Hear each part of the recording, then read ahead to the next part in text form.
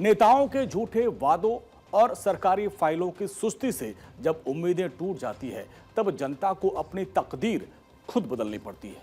ऐसी एक तस्वीर पश्चिम चंपारण के रामनगर से सामने आई, जहां सालों तक प्रशासन से गुहार लगाने के बाद जब गांव वालों की सुध नहीं ली गई तो ग्रामीणों ने चंदा इकट्ठा किया, दिन रात पसीना बहाया और 60 फीट लंबा एक लोहे का पुल खुद बना दिया।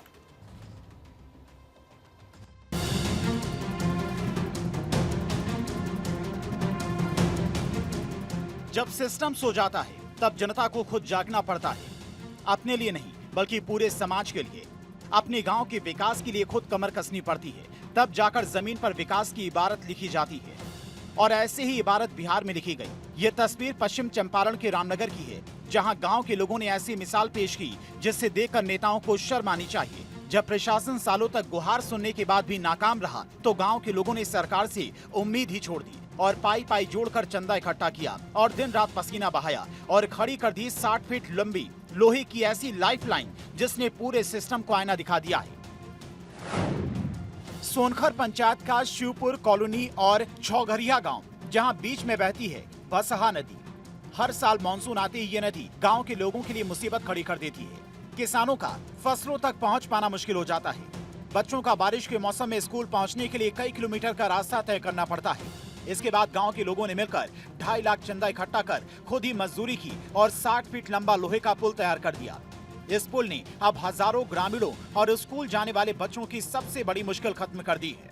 हम इस समय मौजूद हैं पश्चिमी चंपारण के रामनगर प्रखंड अंतर्गत ये सोनखर पंचायत का शिवपुरवा गांव है और तस्वीरों में दिखाना चाहते हैं कि ये शिवपुरवा गांव के लोग हैं, वो मजदूर हैं जो श्रम दान करते हुए इस बड़े करीब 55 से 60 लंबा लोहे का पुल का निर्माण करा रहे हैं। इतना लंबा पुल आप लोग खुद से पता चला है? हाँ, हम लोग खुद से, सरकार से, प्रशासन से बहुत हम लोग मांग किए, लेकिन कोई उसका सुनवाई नहीं हुआ। तो यहाँ बगल में आप देख सकते हैं हाई स्कूल है, इधर छौगरिया, लखनपुर है, बेलौरा है, इस सब गांव के बच्चों सबका आना जाना इसी स्कूल में है, +2 स्कूल है। तो सोचे कि लोहा का पुल इधर हम लोग पूरे गाँव के लोग इकट्ठा होकर राय किए कि हम लोग बना ले अपने से पैसा जोड़ के। तो गाँव के सब लोग इसमें चंदा दिए, मिलाकर हम लोग इसको लगभग 2-2.5 लाख का एस्टिमेट है, लोहे का पुल बनवा रहे हैं। चंदा कलेक्ट करके आप लोग और श्रमदान भी कर रहे हैं? जी, सब अपने आप को परिश्रम सब बिना फ्री में है, जो है कि 1 पैसा इसमें किसी को देना नहीं है, अपना परिश्रम से हम लोग कर रहे हैं इसको। गांव के लोगों ने घर घर जाकर चंदा जुटाया, दिन रात मेहनत की, लोहे का मजबूत पुल तैयार किया। किसी सरकारी ठेकेदार का इंतजार नहीं, किसी टेंडर की जरूरत नहीं, सिर्फ गांव की एकजुटता और मेहनत ने इस पुल का सपना साकार कर दिया। भसहा नदी की उस पार पंचायत का सरकारी हाई स्कूल है, जहां पर छात्र छात्राएं पढ़ने जाते हैं।